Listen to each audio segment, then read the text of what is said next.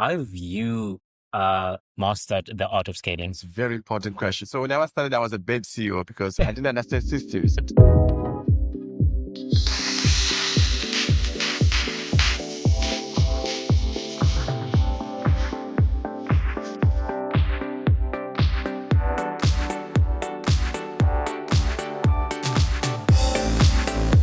Hi, welcome to the show. If this is your first time here or you are a returning listener or viewer and you haven't done so yet, hit the like and subscribe button down below. It'd be much appreciated. And of course, if you're very intrigued with what's happening in the startup scene, you have a founder that you would like to hear, maybe I've spoken with them. So yeah, definitely hit that like and subscribe button down below, and I hope you look forward to the show. Welcome to From Garage to Growth. Today, we're joined by an extraordinary entrepreneur and visionary, Oliver.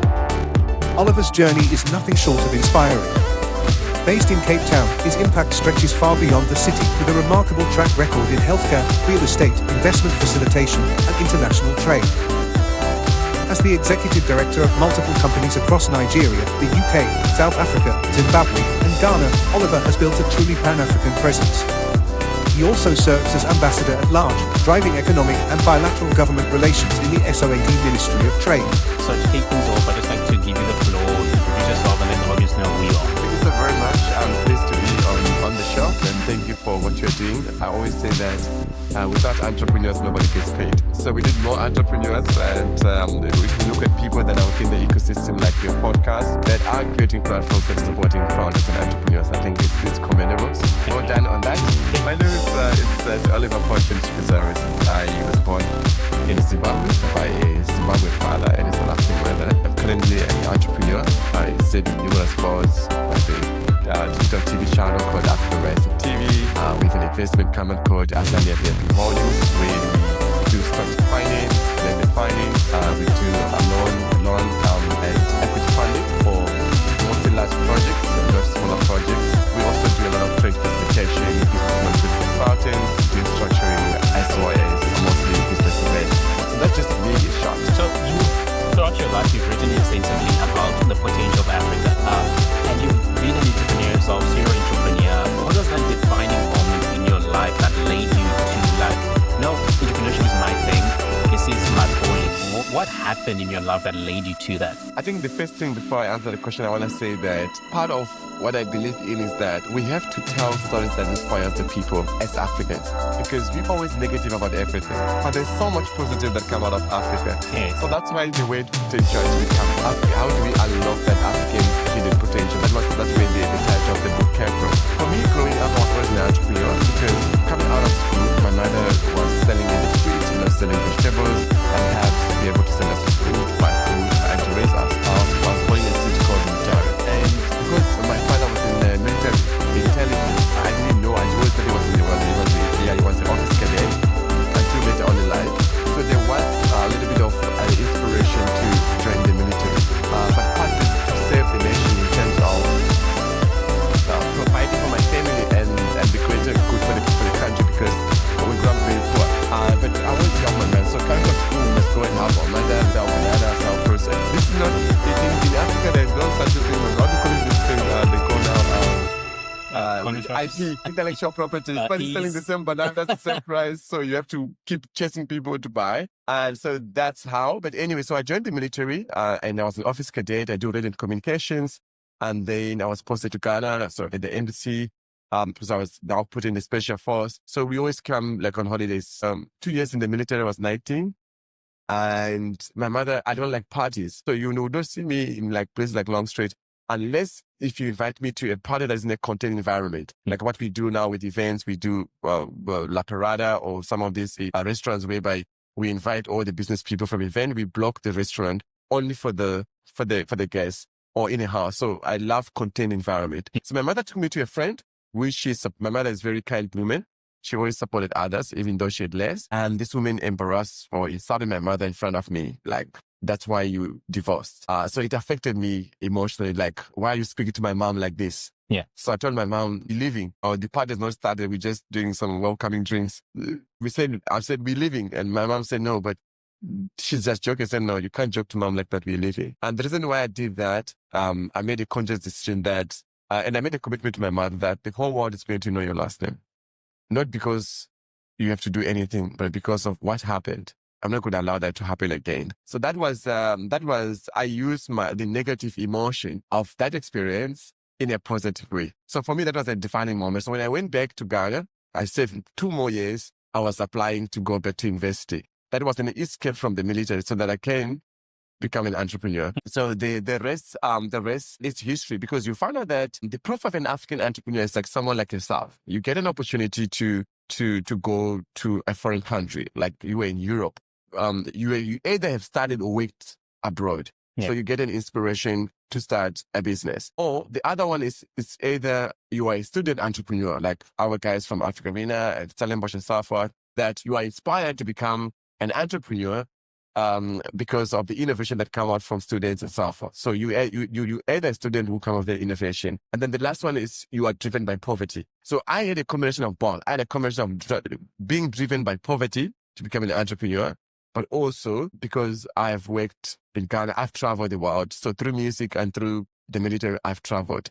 So that exposed me to opportunities and learning and becoming more open-minded. So that's what actually drives me to become an entrepreneur. So you grew up in Zimbabwe, and you speak about your parents being, especially specifically your mom being this person that when you saw her getting abused, you removed her from that space. How do you, as a founder now, as a mentor, how do you go about empowering others within the different spaces that you work in? Yeah. So I think the very first one is how that has shaped the journey in terms of being a cornerstone. I think the very first one is also our journey of faith, of actually taking it upon ourselves and saying, look, the whole world is going to know your last name. Yeah. So that was a bold commitment that I had to follow up on. Yes, I've been, at the moment, it's like even more than just my own family, because of I was able to say, as much as I come from this condition, this environment, I'm taking it upon myself to change the condition of my life. So I didn't wait for somebody else. We have to redeem ourselves. So because of what the business that I've started over the years, the work that I've done over the years, being a cornerstone is more than just for my own family. It's become for the society, because now because how we are raised and how we grow up, and even the environment we grow up in, has so much influence in who we become. So by moving away from where I come from in terms of redeeming ourselves and creating opportunities for others and solutions has helped to shape and be the support pillar, not just for my own private family, but also for the greater good of the country and the continent. So that for me, it's one of the greatest achievement. But my family appreciates me more as much as they don't understand me. So my mother would say, I like old Oliver, but I like new Oliver.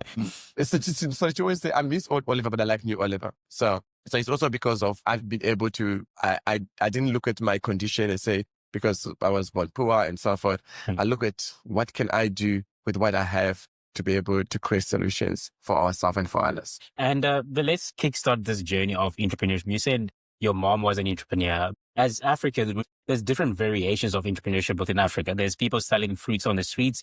That's an entrepreneur.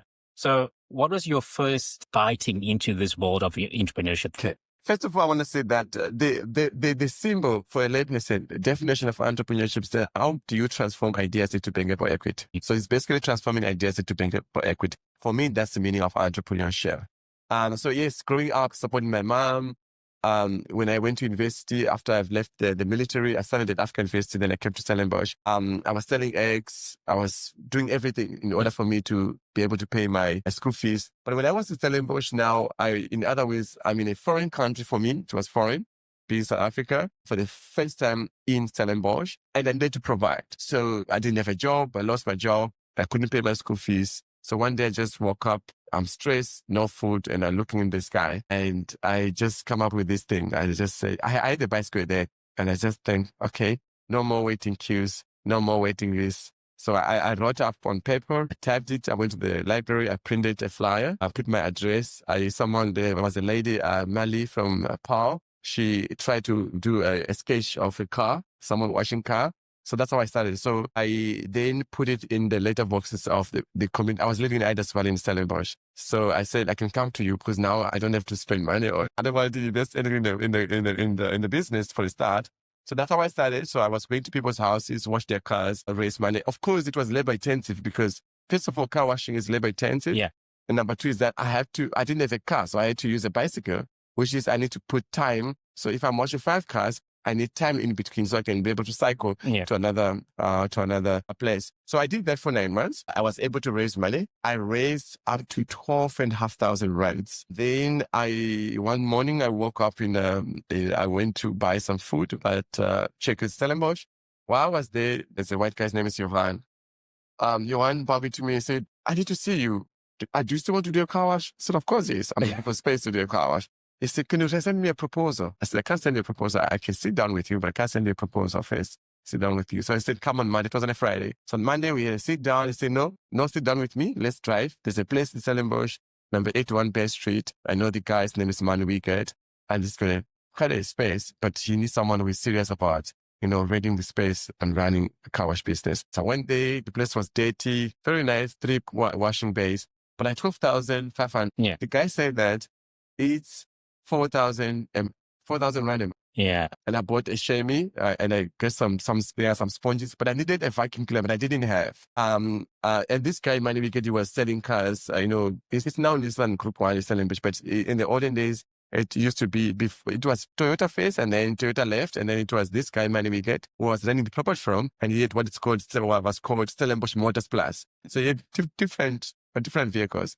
And then there, so if it's 100,000 rand, it's 100,000 rand. You can't increase more. So he was making good money. So the first month of me operating my car wash in Stellenbosch, he sold 7 vehicles. He was selling only 2 vehicles a month. He sold 7 vehicles. And he was so excited. So we were working well together. I remember there was a time in my business I had 4 permanent employees. I employed 4 permanent employees and I had 2 part-time employees. Permanent employees, they work from Monday afternoon. They work from Monday afternoon to Friday. Part-time employees, they work on mostly Saturday because I was not opening on Sunday, only if there's an emergency. Only Saturdays and Monday morning. So everybody was flexible and I was doing quite well. Yeah. You've been in the South African or African ecosystem for a long time now. What have you seen change within the ecosystem that has gotten it to its current state?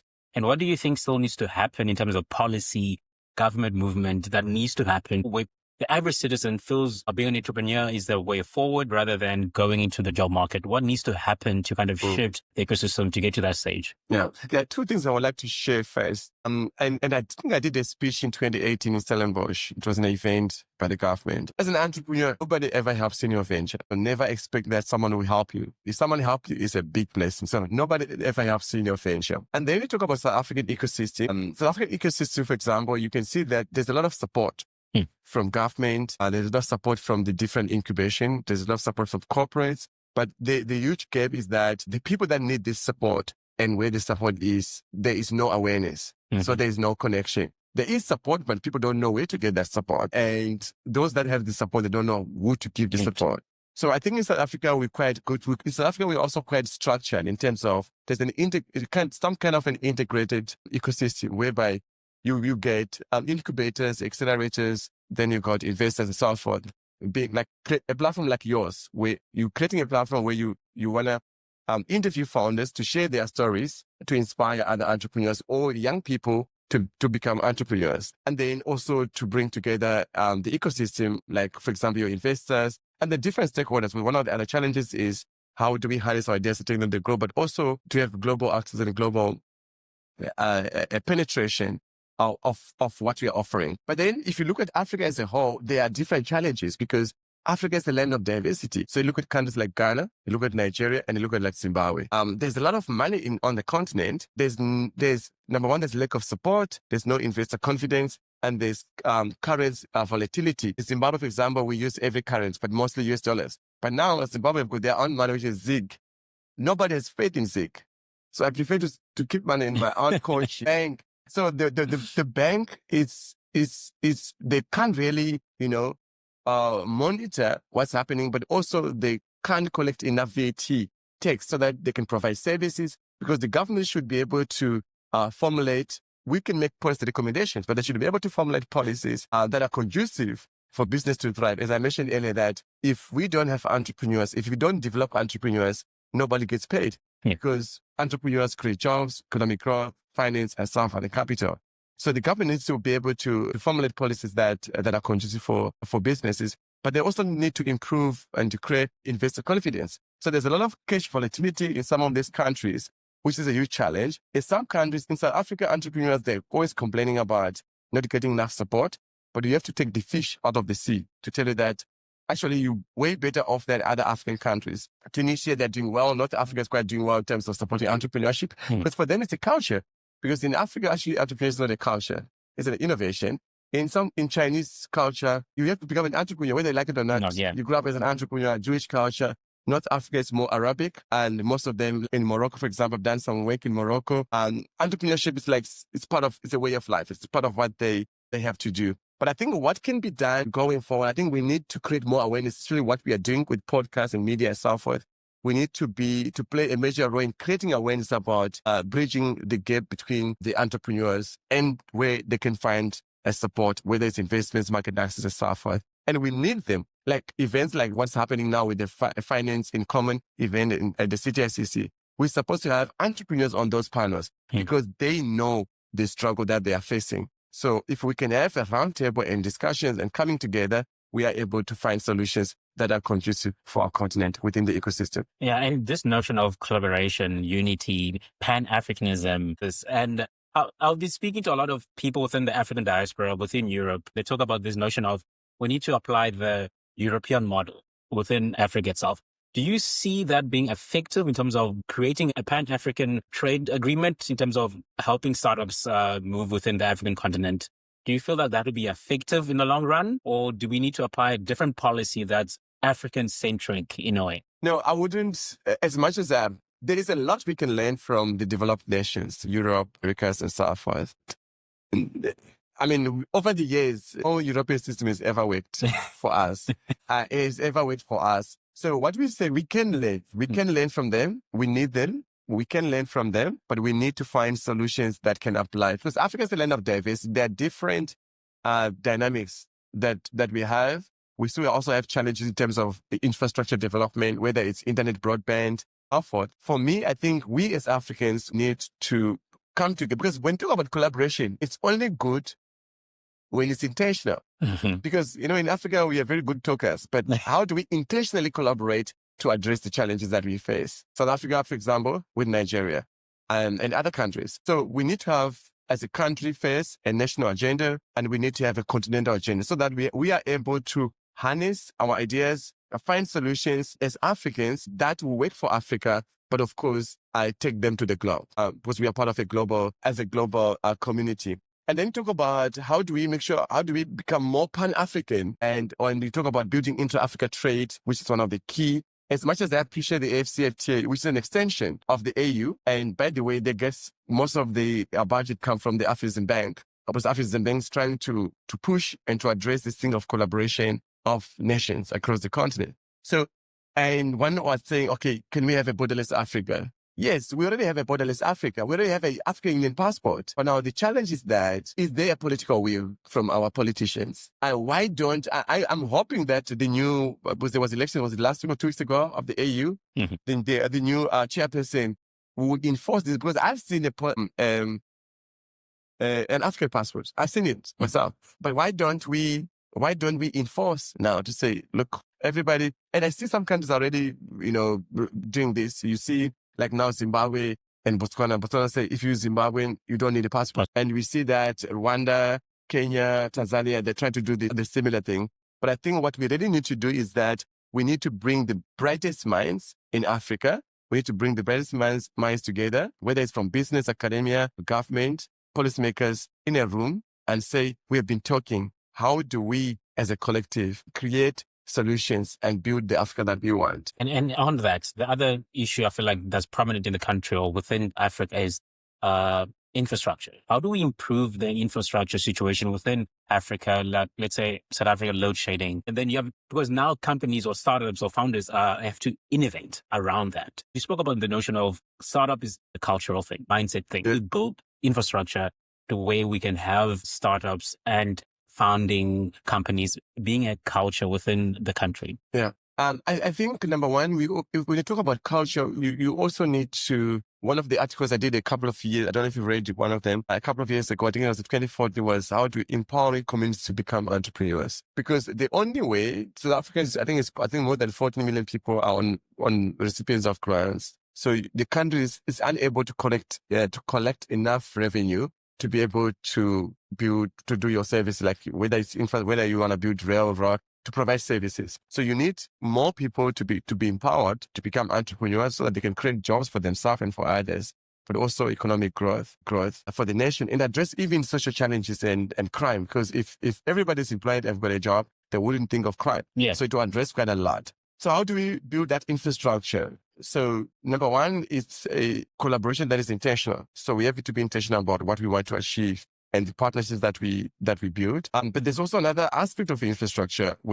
Like now, I was on a panel yesterday, we're discussing with the development banks, where we're saying, what is the role of private sector? And what is the role of private sector within the when it comes to infrastructure development? Because you will see that, for example, South African rail is not doing well. Harbour is not doing well. But of course, there's been some money that's been invested now. And so what the private sector is saying that, okay, how do we collaborate with the government? Because the government is taking long. We are the one that needs the rail to be built because we want to export our products so that we can make good money. What about we help the government by building or investing money for the rail, for the roads, for all these things? But then the government will then give us incentives when we are now using those services. So I think there's a major, this was also a research I forgot now that was done recently. So I think it comes down to partnerships, collaboration, to say, in order for us, as now we also, I think Africa is the fastest growing.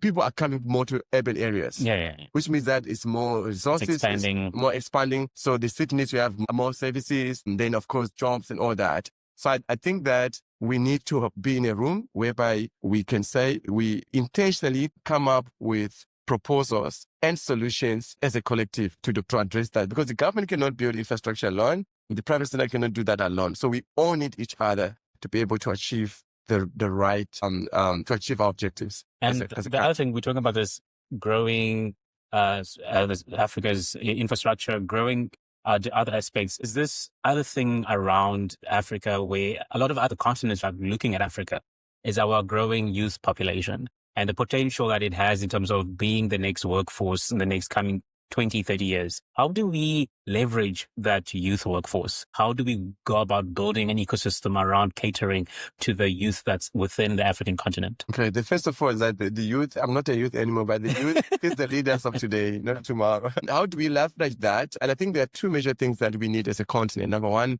how do we capacitate? So we need to capacitate our young people to empower them in order for them to be able to see entrepreneurship, to be able to come up with innovations and then build businesses. I think that's number one. Number two is to unite. But as you say, the youngest growing, we have highest unemployment rate. So for me, it also comes down to mindset. Mindset is like a software. So you don't have to wait for the government to get a job. You can create one. So there are, of course, some people say there are some innovations that need money to start, but there are some innovations that you don't need money to start. And one of the things that as I say to you, like I woke up in the morning and I wrote on a piece of paper, no more waiting, please, no more waiting list. So I had to go to people's houses. The only thing I had to buy was a little bit of soap and stuff, but I had to use their water, their electricity, their vacuum cleaners, and I started making money. And from there, I did invest the money into the business. So I think what we need to do, we need to inspire, to encourage entrepreneurship. In the olden days, there was no entrepreneurship courses in universities. You know, we used to do business studies until the University of Australia, they started what was called applied entrepreneurship university or something. But now we now have, in some universities, we now have centers for entrepreneurship. And I think that we should even take this to primary school, where we can actually, as part of the curriculum, to have entrepreneurship programs, not just as courses, but also to also do a little bit of more practical way, as you can say, to bring these founders in schools as well and say, and also Africans, we are selfish. Sometimes we get opportunities, we don't want to share with others. So what about if, with my experience, offer 2 hours of my time once a week into a high school or a primary school, say, and go and do a financial literacy for kids, where I teach them, this is how you save money. mommy give you R1, you can save as a pocket money. Out of that R1, you can save R2 every week. And then after 1 month, you can buy yourself a car wash soap. And then you can tell mommy's friends, all mommy's friends must bring their cars and must wash them there. That's how we start a business. You don't have to wait until you finish your school. Yeah. So I think we also need to give back as Africans. Some of us that has opportunities, we need to give back by also going back to schools and start encouraging. Because the other challenge is the mindset, because we always think that we must become lawyers and doctors. We can't become entrepreneurs because we don't have that culture. So I think we need to encourage and inspire more people to become entrepreneurs. Yeah, financial literacy is very important, especially if you get the building blocks at the early stage, it will kind of set you up for later on in life where you know how to save money, you know what to invest. Or I feel like within the African community, especially the Black community, that's lacking a lot, that know what to do once you start making money. What do you do with it? How do you reinvest your money? You can't just go and party there. Yeah, you can't just be saving it in your bag and be like, compound interest will do its thing. Yeah. You have to learn what's a share, like how do you buy certain things. Yeah, so and if I may, and even for grown-ups, even for business people and for grown-ups, there's a gentleman, you probably know him, he's a well-known South African guy. He's in tourism, media and stuff, runs the Jam Crew.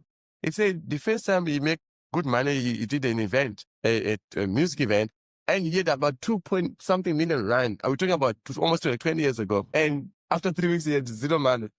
He had actually debts after 3 weeks. So financial literacy is very, very important, not just for kids, but for entrepreneurs.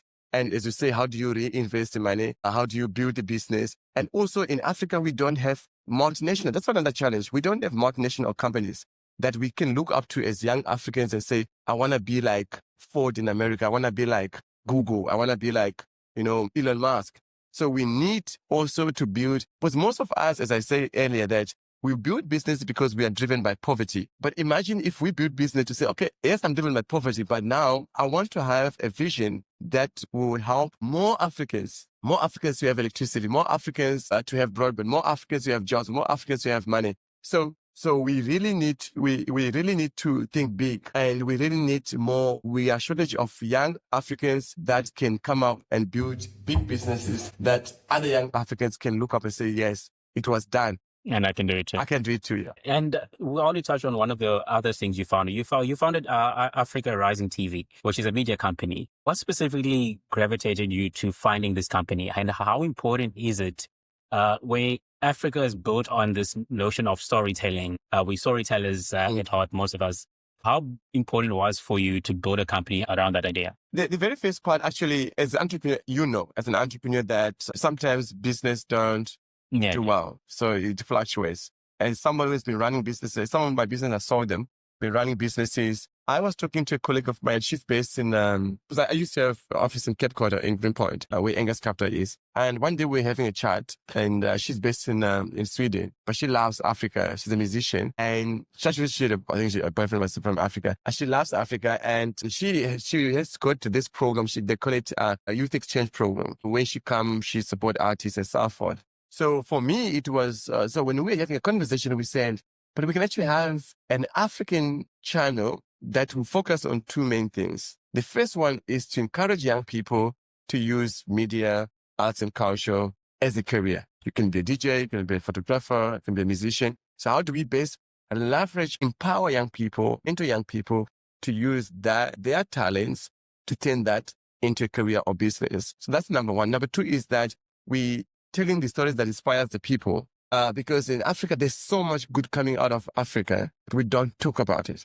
We talk about all the negative stuff. As much as we don't have all the electricity in Africa, we also have, you can go up the mountain and go hike. I've heard people that are from all over the world at the FinCom now, and some of them saying, can I buy a house here? Because we have so much, we are privileged with landscapes, with seas, with wines, with everything. So Africa has so much to tell. There's so much stories, positive things that we have in Africa, we are privileged to have, that we need to showcase. So for me, it was all about how do we tell the story that inspires the people? Two major things. One is to empower the young people, and one is to tell the story that inspires the people. So that was the inspiration for us to set up the digital TV channel. And of course, we will be focusing on Africa. And by the way, we actually are hosting the first Afrovision music competition where we are bringing 32 countries, which will be about 64 artists to Cape Town in September. Our first Afrovision, where we're going to use music, not just to encourage entrepreneurship, but also to unite the continent. And the thing that you need to learn as a founder is that the art of scaling, the art of taking your business from its initial stage, for me, let's say just being an idea to being something that's generating you some income. How have you mastered the art of scaling? It's a very important question. So when I started, I was a bad CEO because I didn't understand systems. But scaling, how to scale up, first of all, you need to be clear on your vision, on your goal. And you need to be honest to yourself. So if you say, we want this podcast to have, we have to be clear. We want this podcast to have 200,000 followers by end of December, by December 31st, 2025. So you have that. Then you have to be clear about, okay, you have to break it down on what you will be doing to get there. So for me, it was all about, I always knew like who I want to become. Like for me, I don't, like when I talked to some of my colleagues, they said, but do you really have to build a business with $1 billion? I understand we're not in the same space, but I'm clear about who I want to become and where I'm going. Because I know that if I'm building $1 billion business, for example, I'm going to be able to reach and touch on the lives of many people. But how do you scale on your business? Number one, you have to be clear on your vision, clear on your goals and what you want to achieve. And then you break it down. The other thing is also, it's about sequencing. You can't go and buy a Range Rover now because Oliver is driving a Range Rover. You can't go and buy a Range Rover now when your annual revenue is less than $1 million. Your annual revenue is less than $1 million, but you want to go and buy a 200,000 USD car. It's kind of broad. Makes no sense. Yeah, so you don't have to buy expensive vehicles and essential stuff because you don't have to do that. So I always say that the guy that taught me about business, it was he's late now, Professor Douglas Rawlings from Stellenbosch University, said that actually you're supposed to 70% of what you generate is supposed to go back to business. So you're only supposed to use 30%. The rest must supposed to reinvest, but also diversify because sometimes you don't, in business as an entrepreneur, you don't have all the support structure. Yeah. So if you are clear on what you want to achieve, you are also clear about who you want to attract. So aligning yourself with the right ecosystem or the right stakeholders that will help you achieve your goal. If you're in the media, who do you want in the media? Who do you want that aligns with your culture and vision? So collaboration, aligning yourself, sequencing, know what to do first, be clear about your vision. So that will help you and once you have achieved certain achievements and milestones, celebrate, but don't stop. Yeah. That's just the stuff. Yeah. You may probably need some, because as I say, if it was not because of my mom and my mom's friend, maybe I will not be the Oliver that you see today. Yeah. So sometimes perhaps we also need someone, either maybe an enemy, an enemy or a competitor that pushes us. Let's say I've achieved my business now on $1 million USD, but I want to go to 10 million USD. So I want that one that to the next stage, me to the next level. Someone that will say, if I don't pull up my socks now, this person gonna, pass me. So we need a bit of an enemy as well. Apart from clear on our vision and what we want to achieve, we need an enemy that challenges us to be able to push ourselves to the maximum. Yeah, and as we reach the end of our conversation, I usually have 2-3 questions that I always ask everyone. The which first car drive? It's the BM. It's the BMW or the Ferrari. It depends. The first one I want to ask you is, looking at yourself now and where you are, if you had an opportunity to speak to your younger self, what's that advice you would tell yourself? A lot of for me, is don't think that you are God. I'll explain. So don't think that you are God, because when my younger self trusted so much, everyone, business people, politicians, everyone. In business, the reality of business is that there will always be setbacks and people will let you down. So don't believe that you are God. You can predict what people will do, what business partners will do. So I would say be an upfront person, whether it's prenup agreements or whatever agreements that you need to have them in writing.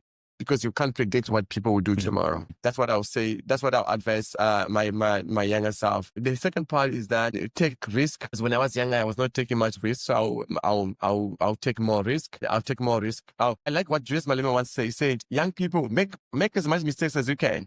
That's how you're gonna learn. Because you're young and you have to learn. So I will say, I will advise myself to take more risk. And the other thing is, what advice would you have for up-and-coming founders that are starting their journey, or people that are contemplating starting their journey, but haven't taken that leap yet? Number one, don't wait when the money is in the bank account. Just start. Start something. Write it down. The scripture say in Habakkuk chapter 2, write the vision down so that the one that read may see it. So for me, I've said, don't wait when you have all the resources to start. Number one, just to start, empower yourself by learning, reading the right books, networking. So, you don't have to go to paid events when you are starting. There's so many entrepreneurship events that are happening. If you are new, attend all of them. When you are great, then when you are grown up, then you can choose the one that aligns with yourself.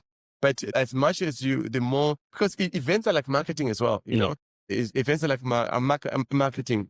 Because when we come together, we're creating awareness among ourselves about the product or service that we are offering. So reading, studying, and also attending events, networking events, you don't never know what you're going to learn and who you're going to meet. And also build a community, because by networking with other people and attending events, you build a community, and you may need that community building up your career. They may become your first customers. And the last thing, if people want to reach out to you, where can they find you? Okay, so the best way to reach out to me is two things. It's either on LinkedIn. So LinkedIn is my full name, Oliver Fortune, which is Chikodzore.